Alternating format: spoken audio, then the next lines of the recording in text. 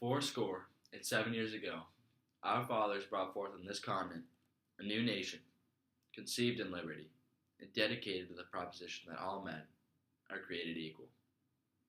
Now we are engaged in a great civil war, testing whether that nation, or any nation, so conceived and so dedicated, can long endure. We are met on a great battlefield of that war. We have come to dedicate a portion of that field as a final resting place for those who have gave their lives that that nation might live. It is altogether fitting and proper that we do this.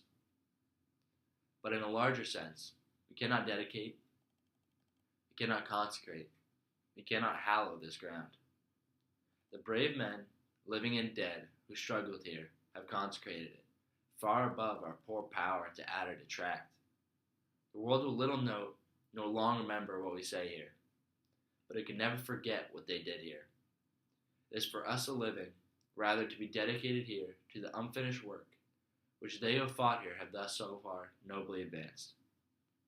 It is rather for us to be here, dedicated to the great task remaining before us, that from these honored dead we have increased devotion to the cause for which they gave the last full measure of devotion. That we have highly resolved that these dead shall not have died in vain, that this nation, under God, shall have a new birth of freedom, and that government of the people, by the people, for the people, shall not perish from this earth.